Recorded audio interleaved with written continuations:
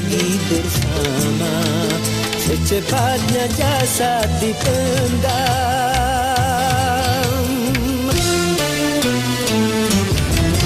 secepatnya jasad dipendam, karena tak lagi dibutuhkan. Diri yang semula dipuja, kini bangkai tak berguna.